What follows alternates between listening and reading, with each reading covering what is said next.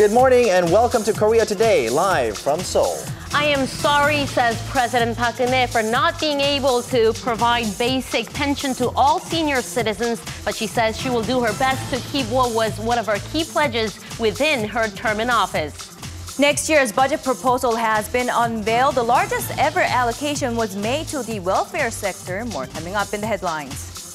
And how did the newspapers cover the president's apology as well as next year's budget? It's coming up on In Print.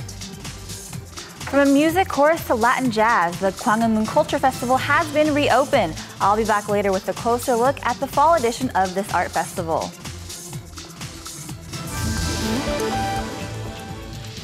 Take a trip to the locations your favorite Korean dramas were filmed at or visit a spot where you might catch a glimpse of a Korean celebrity.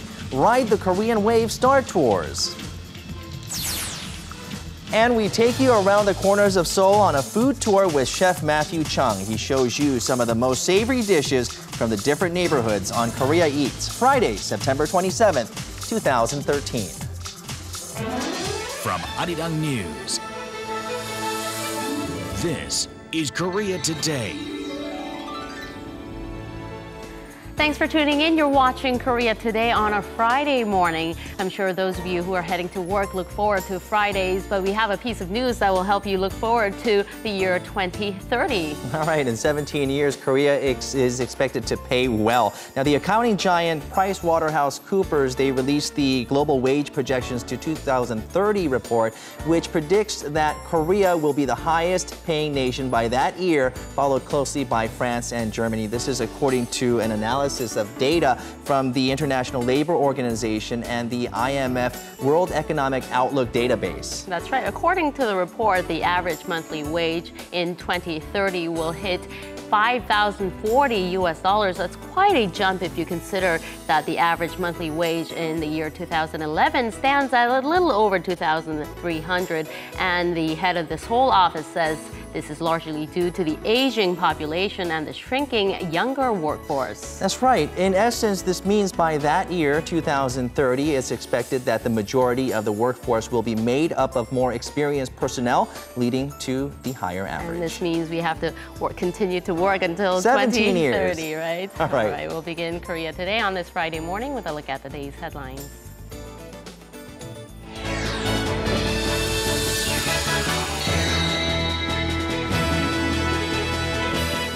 President Park Geun-hye says she is sorry for not being able to follow through with one of her key welfare pledges. At Thursday's cabinet meeting, the president cited a shortfall in tax revenues as the reason for providing senior citizen pension to only those in the lower 70% income bracket. 노후에 최소한의 생활을 할 수 있는 사회 안전망을 국가가 제공하되 다음 세대에게 과도한 경제적 부담을 지우지 않도록 만든 대안입니다. 그러나 그동안 저를 믿고 신뢰해 주신 어르신들 모두에게 지급하지 못하는 결과가 생겨서 죄송한 마음입니다. President Park acknowledged that the pension pledge would remain unfulfilled for now, but vowed to eventually materialize the original plan before her term ends. 하지만 이것이 결코 공약의 포기는 아닙니다. 국민과의 약속인 공약은 지켜야 한다는 저의 신념은 변함이 없습니다. The main opposition Democratic Party says President Park breaking her promise is an act of ridiculing the elderly and urged the president to offer a more official public apology on a separate occasion. So the Park Geun-hye administration's first draft of the nation's budget was introduced at a cabinet meeting Thursday. The government says it plans to spend a total of nearly 360 trillion won, or roughly $333 billion next year, a 4.6% hike from this year's spending. Nearly 30% of the total is to be set aside for the welfare and health sector, the largest ever allocation. Finance Minister Hyun Oh-seok, however, explained reviving the sluggish economy remains the government's top priority. If the budget proposal passes Parliament as is, it means the average Korean will have to pay slightly over $5,000 in taxes next year. A two-day meeting between Seoul and Washington over how to shoulder next year's expenses of U.S. troops stationed in Korea came to a close on Thursday Washington time. Despite it being the fourth meeting of its kind, Seoul's chief negotiator Hwang Jun-guk told reporters there were still big differences between the two sides. Seoul is said to have raised issue with some of the money being used to build and move the troops' base camps, but sources say Washington held its ground, saying the two sides had already reached an agreement on the matter in 2004. With the U.S. reportedly asking Korea to pay more than $900 million, which is about half of the total cost, and Korea offering to pay around $800 million, insiders say it's very unlikely the two sides will reach an agreement anytime soon. So leftist lawmaker Lee Seok-gi has become the first sitting legislator to be indicted on charges of plotting a revolt against the government in Korea's modern history. Prosecutors told reporters Thursday they've obtained more than 600 pieces of evidence to prove the allegations against him. He ordered physical as well as technical preparations with the belief that a war was imminent. He conspired to attack public offices and stage a rebellion. But Lee's lawyer has raised doubts about the evidence. The recorded tapes, which have questionable admissibility, and informant's testimonies are still their key evidence, and the rest is either groundless or the source is unknown. The prosecution has also indicted 3 other leftist political activists on similar charges on Thursday and is said to be planning on summoning 2 other fellow incumbent lawmakers of Lee as alleged accomplices.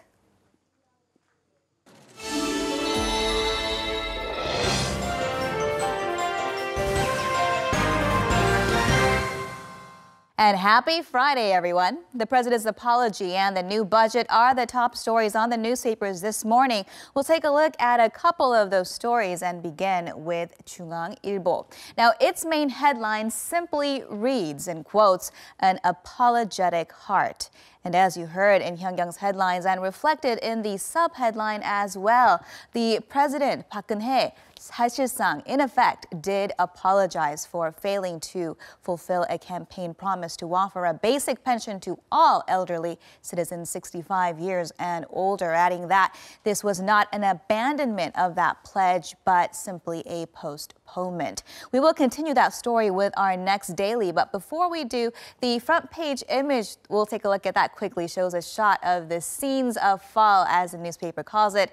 The children are racing in a field day or sports day here in the city of Daegu to the cheers of their parents. So a nice image to kick off our Friday there, I think.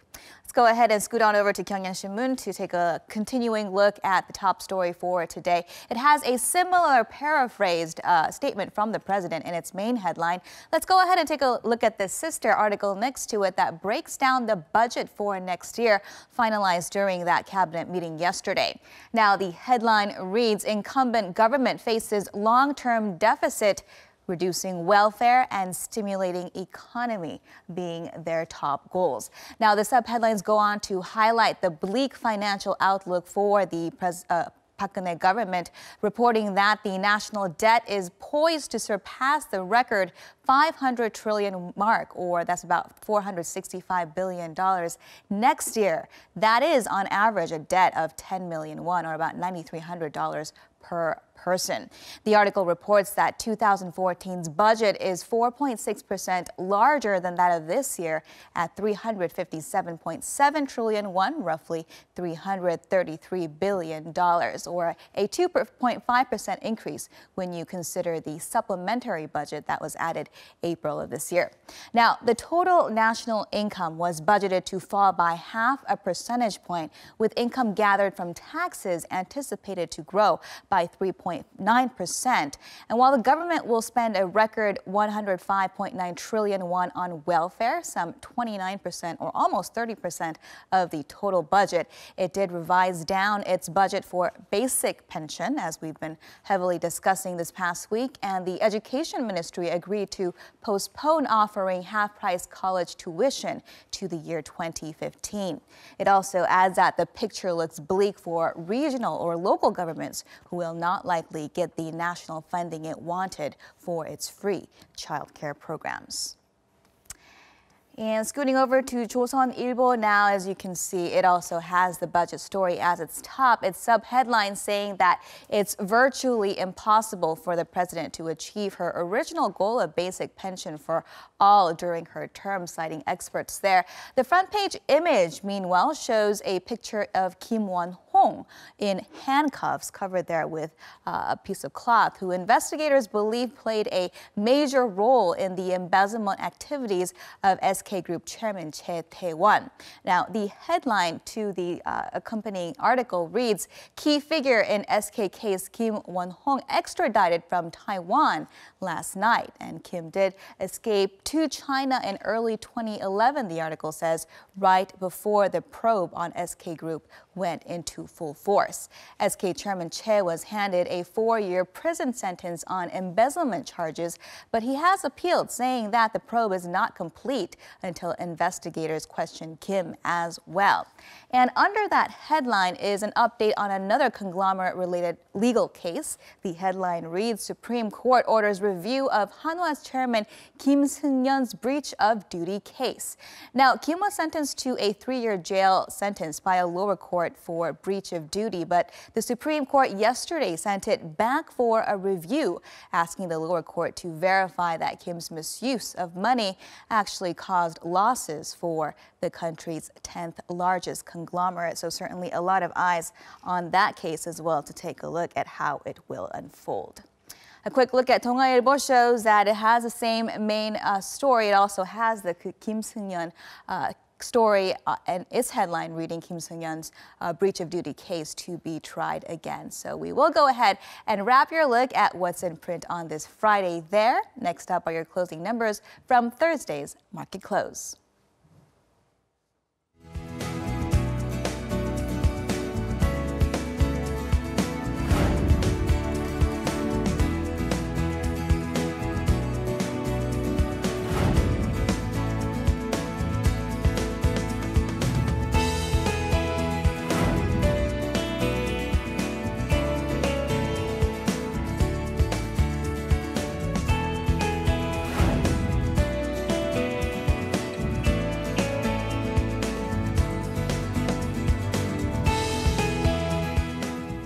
Today is the coldest day of the fall season in some parts of Korea, with morning lows dipping to as low as 3 degrees Celsius in Gwanghwamun province. That's like amazing. winter. And you know, it's just the 27th. We're almost at the end of September, but we're not ready to be this cold right now, right? Not yet. And is Tommy ready to be this cold? Let's go over to Tommy. Good morning, Tommy. How is it over there where you are? Yes, I am ready and geared up this morning. Good morning, everyone. I'm reporting live from Icheon, Gyeonggi Province. And this morning, we're starting off with bright, sunny skies with just a bit of fog in the atmosphere as well. But overall, quite cold. Here in Icheon, according to my smartphone, it says that it's 8 degrees Celsius. Woo, it's pretty chilly. Now, overall, in the entire nation, it looks like our morning lows have dipped down quite a bit. So make sure to gear yourselves up with a jacket. And, you know, in these weather conditions, it's likely or very vulnerable for us to catch a cold. So try to stay healthy by eating plenty of vegetables and fruits, drinking plenty of water, and of course, you know, dressing accordingly. As for our daytime highs, it looks like our afternoons will peak up into the 20s, making it a perfect day to go outdoors and enjoy the weather. However, as you can see throughout the day, there is still quite a big gap between our highs and lows.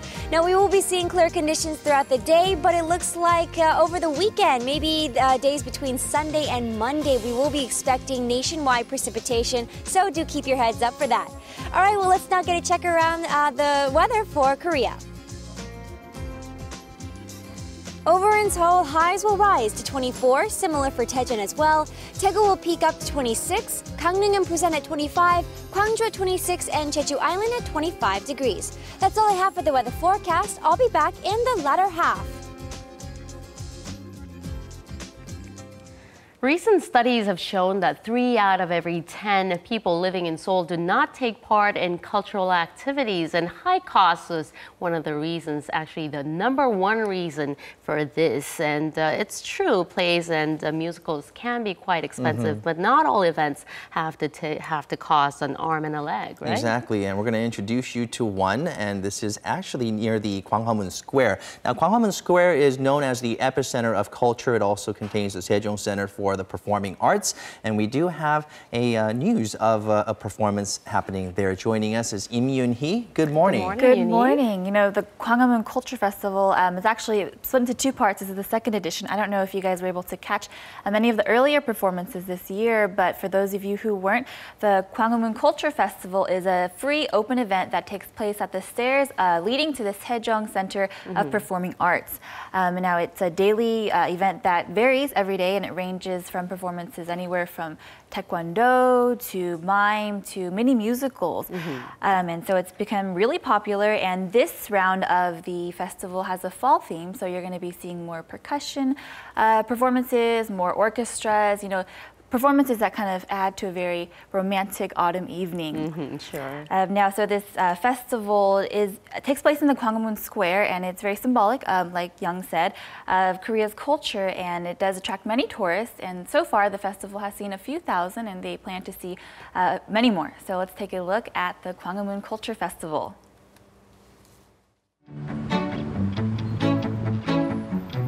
Gwanghwamun Square is located in the heart of Seoul and is visited by hundreds of thousands of tourists as well as locals all year long.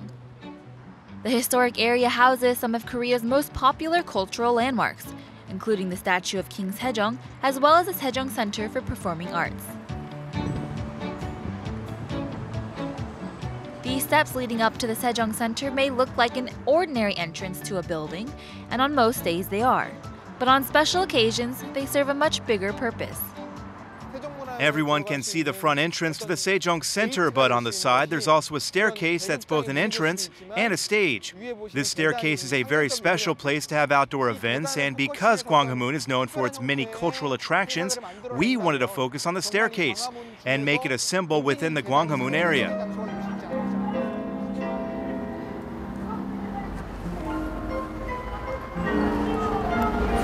Tonight's stage features the Seoul Metropolitan Chorus, who's been a part of the Sejong Art Center since 1978. Tonight we have beautiful clear skies, and with the perfect autumn breeze in the air, I look forward to tonight's perfect fall evening.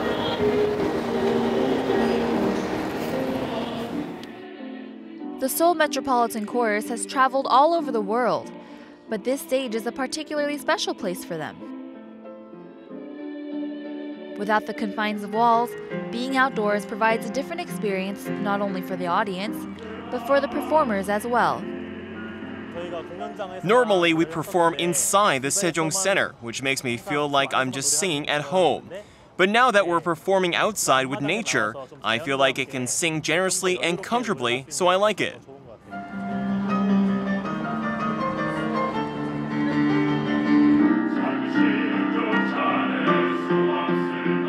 As their voices carry through the air, guests continue to stream in to listen to their musical ensembles. Even with the chorus adding their own touch to the songs, the audience was still able to follow along, making for a fun and interactive night. Along with more traditional chorus songs, they also perform solos as well as contemporary songs. It's like you can see the city, you have a lot of crowd and people and noisy things, but suddenly you come to a place where you can listen beautiful music and you get something like a peace in your heart and in your mind. I was worried because it was free, which means usually the quality goes down, but everyone applauded right away, so it must have been good. Because this one was outdoors, there was a cool, refreshing breeze the whole time, so I felt very relaxed.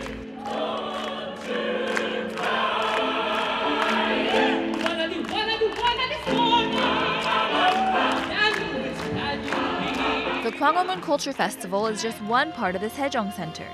But with more fun performances in store, these stairs are sure to stay filled with many spectators.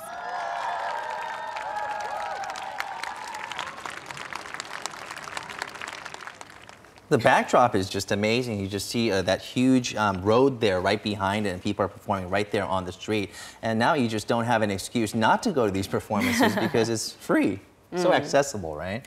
That's right, Young. You know, Gwanghwamun Square actually hosts quite a few free outdoor performances, but this is one of the first that kind of encompasses such a range of different performances as well as a consistent schedule. The Gwanghwamun Square is really interesting because it houses some of Korea's most iconic artifacts, and so the place is always busy. There's always something going on. And so even at the chorus performance, you can hear a traditional Korean music performance going on one corner of the Gwanghwamun Square, and on the other side, they were setting up a whole other stage for another performance. So, you know, there's always something to do. So it's really popular amongst visitors. It is very popular. It's A lot of for foot traffic. everybody, I would say, who's just passing by the festival. Yes, I think the audience was mostly composed of people passing by. That's kind of their target. But a recent study done in Seoul revealed that after your 20s, your likelihood of attending cultural events kind of decreases. So the Gwanghwamun Cultural Festival kind of appeals to all types of audiences at all ages. And I think part of that is due to the accessibility of it. It's very open, it's very inviting, it's outdoors. You know, it's a very comfortable environment for people to just stop by with a cup of coffee and enjoy. And what are some of the performances that are planned in the near future? You know, it's going on until the 20th, and after that you can catch it next year. But for this year, tonight's performance is going to be a Latin jazz group, and tomorrow is going to be a Seoul Metropolitan Junior Chorus. Now, they're very different, but they're all part of the Gwanghwamun Culture Festival, and so the performances really range. I think that's what makes it so fun. But you can find the rest of the schedule online, or you can just go to the stairs leading to the Sejong Center at 6:30 p.m. on weekdays or 4 p.m. on weekends, and just surprise yourself with a performance. So accessible. It goes until the 20th of October, so we have about a month. Yes. About a month. Just be surprised, just walk down there and then see what's on, right? I love it. Thank you very much, Yuri, for that report. Right. All right, still ahead on Korea Today. Now, you have Hollywood star tours, but in Korea, you can tour Korean star tours, walk down the so-called K-pop road, or visit a scene from your favorite movie or drama. And as the Korean wave, or Hallyu, continues to spread around the world, more creative ideas and spaces are available in Korea to captivate fans from all over the world.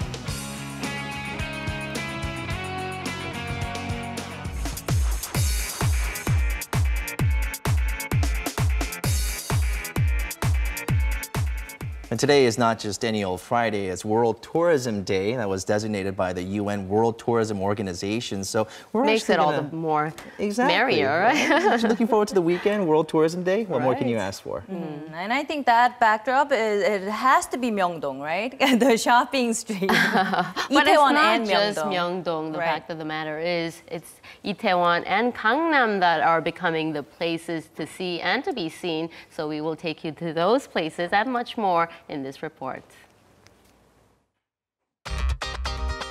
As Korea continues to carve out a central spot in the global fashion industry, more diverse styles flood the streets. Especially in Seoul, clothes range from cheap to luxurious, making it a more popular destination for shoppers from other countries.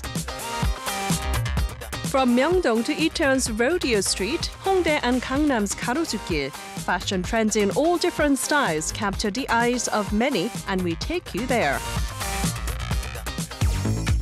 In the heart of Seoul lies Myeongdong, which you can easily get to the subway line number 4. It has long been considered the mecca of fashion and beauty, and it offers a look at the latest trends in one view. Myeongdong is known to be a must-visit spot for fashion tourists visiting from abroad. The many stores dotting the streets have employees who speak a variety of languages, as well as signs and instructions in multiple languages for tourists. That's why the greatest attraction of Myeongdong is the fact that it's a multicultural area where tourists can shop with much convenience. I came here to shop. I came to Myeongdong because it seemed like there would be a lot of interesting things. And here, it's not only clothes stores, but movie theaters, restaurants, and other entertainment facilities that offer more fun and convenience. For those who want to spice up their outfits with individual styles, we go to one of Seoul's leading fashion streets, Itaewon, in the Yongsan district. First up is Itaewon, also known as the global village of Seoul for its diverse cultures and residents. And here is a street that has built up Itaewon's image as the place to shop. It's the Itaewon Rodeo Street. Roughly 30 clothes stores line the streets. They may be smaller in size, but they're popular for their affordable prices and unique products. We have a variety of products that are unique and worth holding on to. But if you want something more interesting, this is the place for you. It's none other than Hongdae. Hongdae refers to the surrounding Hongik University district in Mapogu, Seoul. You can get off at subway line number 2's Hongik University or line 6 Sangsu Station. It's full of one-of-a-kind styles, representative of the spirit of individuality in the college neighborhood. Hongdae fashion is very free-spirited, and people try to express themselves through what they wear. The greatest attraction of Hongdae is that there are many of the hottest items at affordable prices for the many young people who visit. Last but not least, on the fashion trail of Seoul is Gangnam, known for its classy style. Two streets lead the trends, one being the luxury brand street near Dosan Park and Shinsadong's Garosu-gil. If the Dosan Park area is more about high-end fashion goods, Shinsadong's Garosu-gil offers everything from designer shops to individual stores with more variety, full of trendy products. Shinsadong fashion is the same, but they try to add an accent point or use more colors. Garosu-gil has become one of the hottest neighborhoods in Seoul recently, becoming the center of fashion as well. And with this, it's drawing in more fashion people from all around. Many trend-setting celebrities also frequent this neighborhood to shop. Compared to others, Gangnam prices are higher, but with them come good quality and attractive goods. Some of the hottest fashion spots to visit if you're on a trip to Seoul. They continue to lure visitors in with their unique character and style.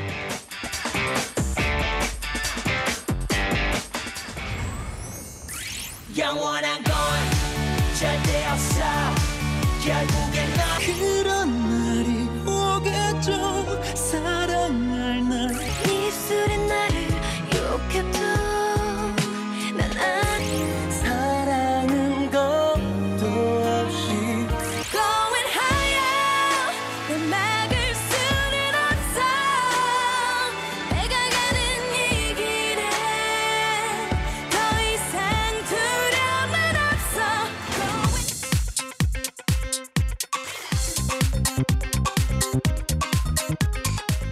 So continuing with the theme of tourism today, we can't talk about tourism in Korea without mentioning K-pop or K-culture. So today on K-Entertainment, Esna Yoon will take us to places where you might spot a celebrity, right? Yes, good morning.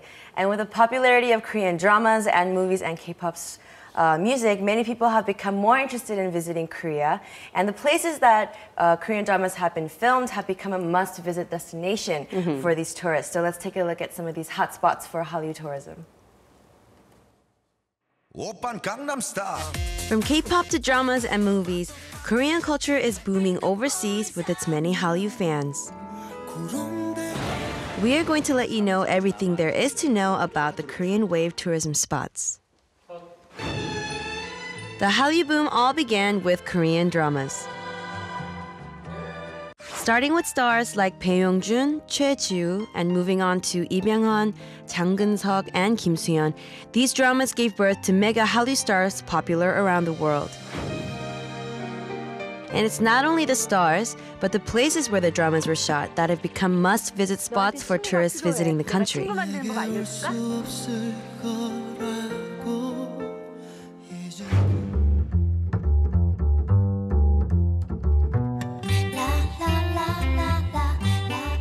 This area is Bungam-dong in Jongno District, and it's so calm and quiet that it's hard to believe that we're in the heart of Korea's capital. This area is famous for many dramas that were filmed here, like The Coffee Prince, My Name is Kim San-soon, and Queen of Office. Especially popular is this Hammotungi Cafe featured in Coffee Prince as actor Lee Sun-gyun's home. Many people from overseas, including local Koreans, come to visit this place a lot. Another hotspot in Bungam-dong is a home featured in My Name is Kim San-soon. The main entrance, which was painted blue in the drama, is now white. These destinations used as backdrops are popular with many since it makes visitors feel like they are almost part of their favorite dramas. Another location reborn through a drama with a top tourist spot is Nami Island in Chuncheon. The place has become a hot travel destination after being featured in Winter Sonata, what many call the beginning of the Hallyu boom. Another element you cannot miss out on is Korean historical dramas, sageuk. With most historical dramas being filmed here, the Korean folk village in Yongin has become the place for shooting these history-based stories. Last year, a sageuk drama festival was held for Hallyu drama fans, providing a lot of fun for those visiting. Meanwhile, as the number of tourists increase with the popularity of Korean dramas, special places just for them are opening up. One of the main places is a new Hallyu gallery in Goyang City, not far from Seoul. Here you can see all the contents filmed and produced in this city. And it's not only dramas, but K-pop that has made Hallyu tourism popular. With the Gangnam-style sensation, Seoul's Gangnam district is drawing more attention. A Gangnam tour course has even been created for foreigners, just showing how popular the area is. We have a program for tourists where they can dress up and have their makeup done just like their favorite celebrities. And then they can get photos or video shots of them against the backdrop where actual scenes were filmed. And the Cheongdam area in Gangnam has become a new hotspot, with SM Entertainment, JYP, Cube, and other large entertainment companies here. A K-pop street has emerged, becoming a much sought-out place.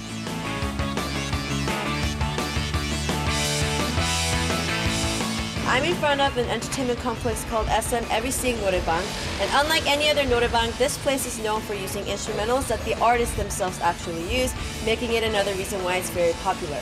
So this place is a must visit for all K-pop fans. Let's take a look inside.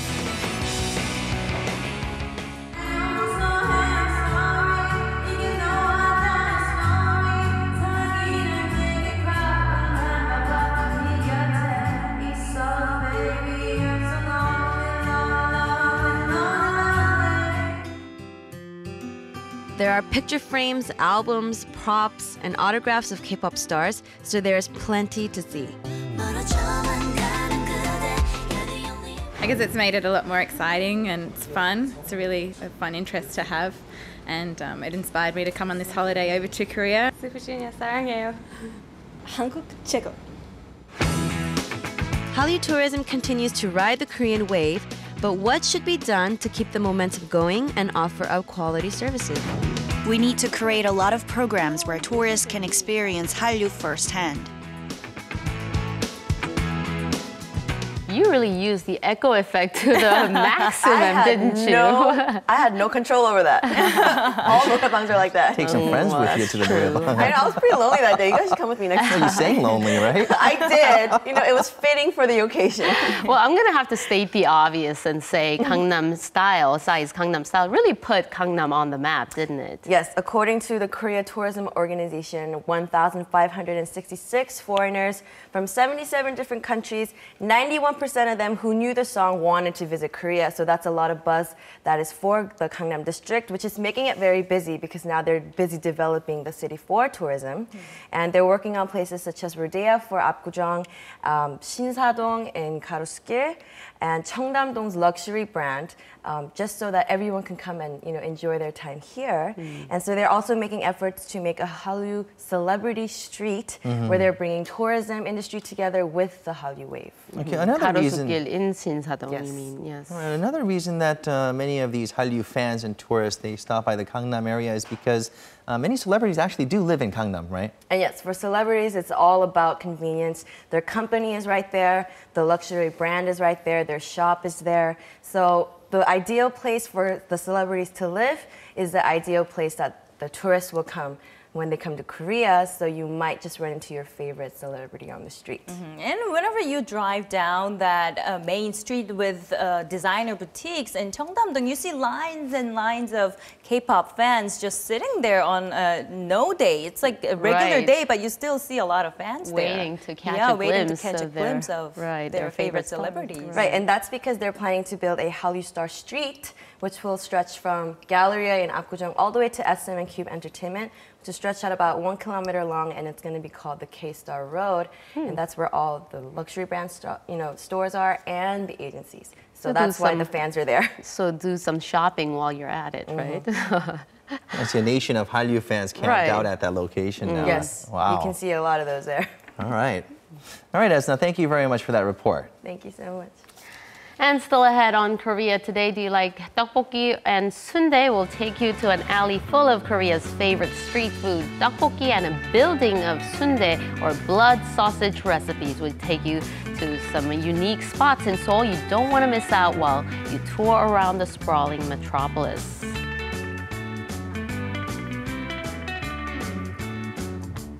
I know you're going to say something about the blood sausage yes, recipe. I was like, blood sausage? It just makes it sound worse than it actually is. It's such a good sausage? dish. Well, you but know. Matthew Chung will make sense of that. Yeah, exactly. He'll tell you all about it, and it tastes very good. In the meantime, we'll go back to our Dami, who is standing by, ready to pick some peaches. From blood sausages to peaches. Right. Wearing a cute hat, I must say. Back to you, Dami. Oh, thank you. I'm back reporting live from Gwanghwamun in Icheon, Gyeonggi Province. And right now I am at the Hwangdo Peach Farm. Now, usually peaches are cultivated in the summertime, but the peaches that I'm picking today are Hwangdo peach, and they are cultivated around this time of the year. Now, here in Korea, we call peaches that are white on the inside baekdo, but these Hwangdo peaches are yellow on the inside. So I'm going to go ahead and cultivate one right now. Let's see. Ooh, there we go. Now, peaches are a very popular fruit here in Korea, but they say that when you cultivate them, it takes quite the effort. So as a funny joke, they call the peaches the queen of fruits, because when you cultivate them, you have to handle them or treat them as if you were treating a queen. So here we have a lot of fresh peaches. So now the most popular brand when it comes to peaches at the markets or at the stores is Hesare, and they say that Hesare was made here at Gwanghwamun, Icheon, Gyeonggi Province. And so with that said, of course, I have to taste some. Okay, so we kind of washed one earlier, and they say eat the entire thing because the skin is filled with vitamin C and fiber.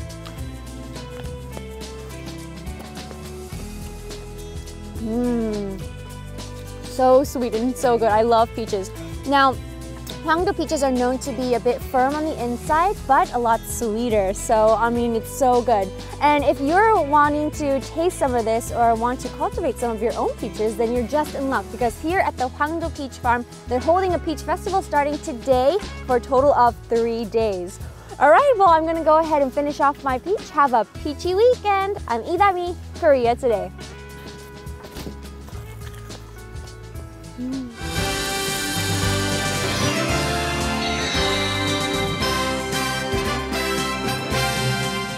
And TGI Friday, everyone. Now, of course, kicking things off, we have some bad news on the ice as the figure queen Kim Yeon-ah won't be participating in the upcoming Grand Prix event after sustaining a foot injury during practice.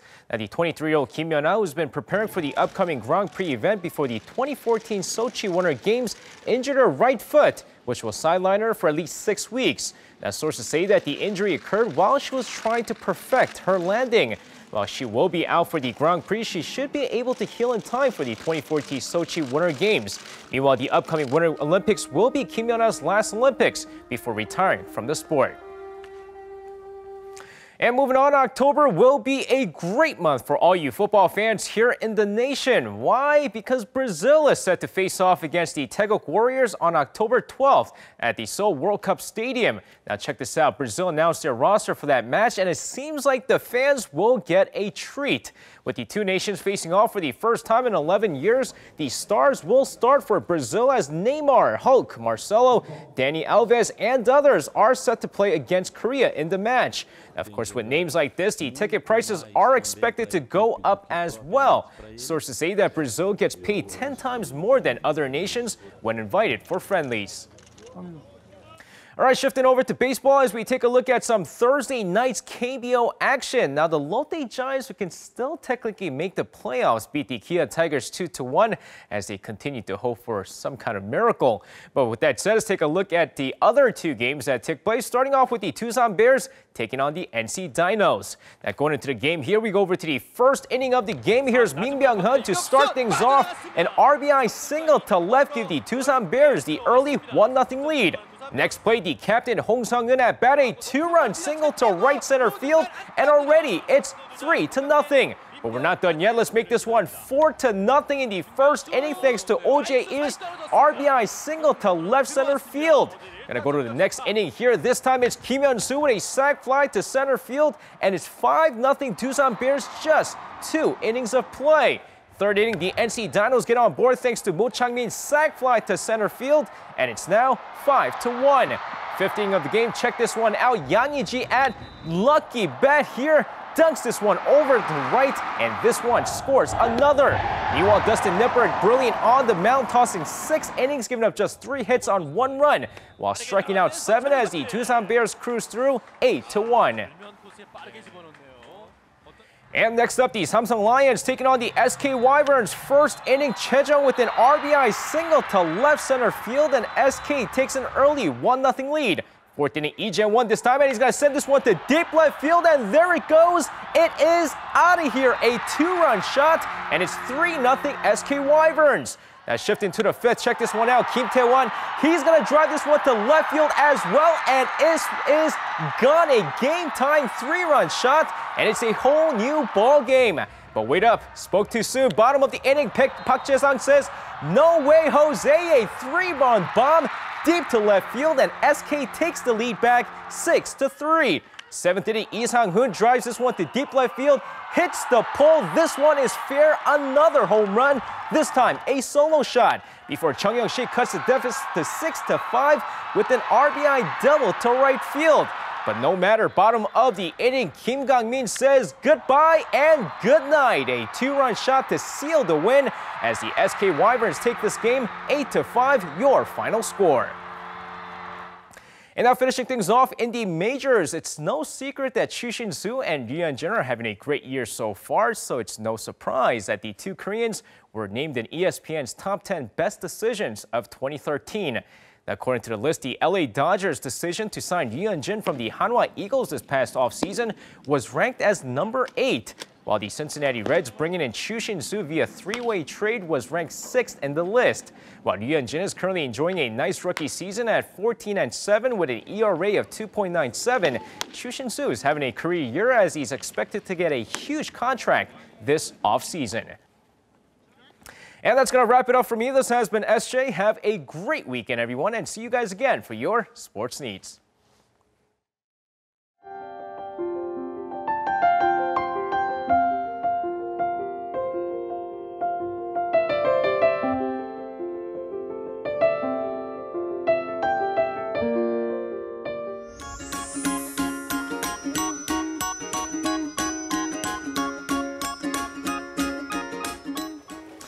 Good morning, Matthew. Thank you for joining us here on Korea Today. And you have something special for us this time related to tours, before right? you get started, please give sundae a better name than a blood sausage. Well, in the UK, they eat a type of blood sausage often for breakfast, but there they refer to it as black pudding. Oh. So perhaps we can call it, black sausage. I don't know if that's better. Well, I mean, it doesn't have the word blood in it, so I mean...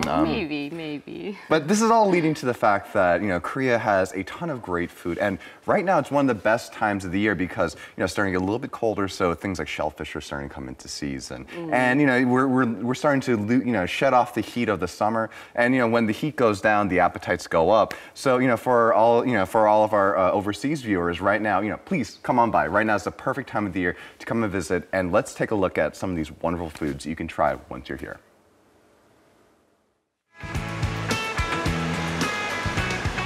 Just because Chuseok vacation is over doesn't mean you have to stop having fun.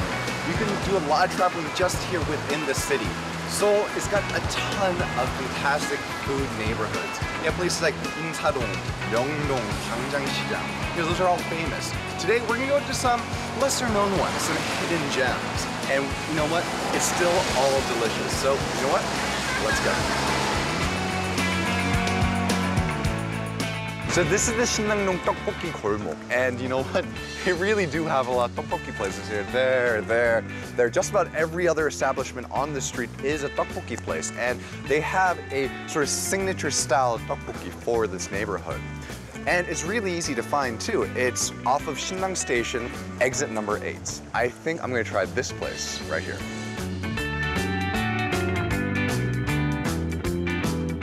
Okay, so this is really cool. They've actually developed an app, not just for this restaurant, but for all the restaurants along the street. This is where we are. I love Shinnagnong. And here you go, you have the full menu right here. You can look at the menus for all the other shops as well, in English, Korean, Chinese, or Japanese, so it's pretty comprehensive. Now, if you look here, you see a lot of pretty unique ingredients that you find here in Shinnagnong tteokbokki. Right here you have mandu, or like fried dumplings, and then you have the Korean ramyeon noodles that are world famous, of course. And then you have some boiled eggs, and it's got a ton of vegetables as well. And underneath all of that, there's the tteok, or the sliced rice cake. This can't boil fast enough, I'm starving. What's really interesting about this neighborhood, it's known as the Shinnagnong Tteokbokki Golmok, which literally translates to the Shinnagnong Tteokbokki Street or alleyway. And it's actually been around since the 70s, so it's nearly 50 years old. So this area, it's steeped in history. Now, what makes this place truly unique is that they actually have their own DJ. I've never been to a tteokbokki place that's had a DJ before. So, this is a day of a lot of firsts. What's great is that you have all these different sort of textures of starchiness, and dishes like this, I don't see why you'd want to.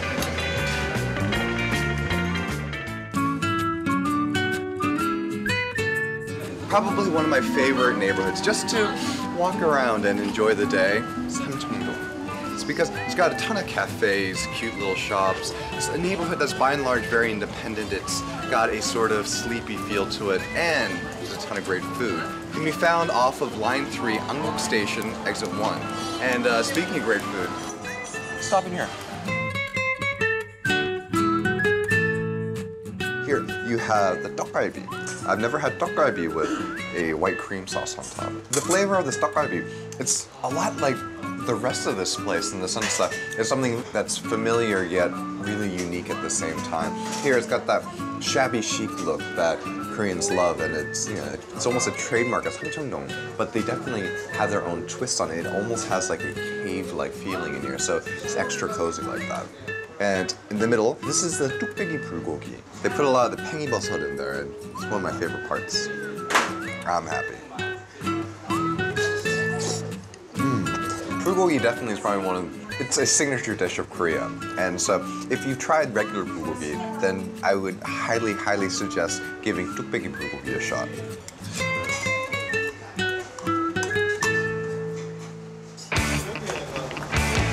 Okay, so here's what you gotta know. Line 2, Shinlim Station, exit 3. You're a stone's throw away from Seoul National University and about 2 blocks away for some sundae goodness. It's really a place to wonder. This place is practically like a sundae city. You have all these different vendors. They're all cooking the same thing. Everyone has their own loyalties though. They all have their stall that they need to go to. What we have here today is sundae 볶음. It's a sundae stir fry. And we have two different kinds. Here on the left is a 양념 sundae 볶음. I'm going to taste this one first.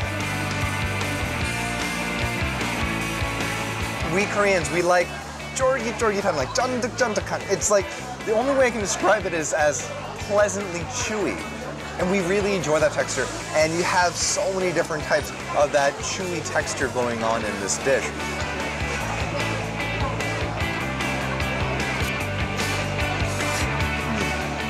Over here on this side, we have the 백 sundae 볶음. It's the white sundae 볶음. So I want to taste this one. I'm really excited. Dip it right here in the gochujang.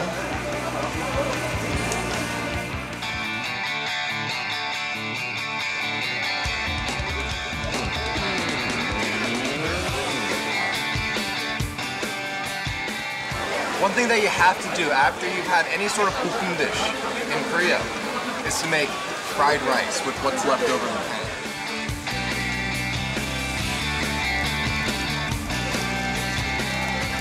In Korean, the word for stomach, both of them are the word 배.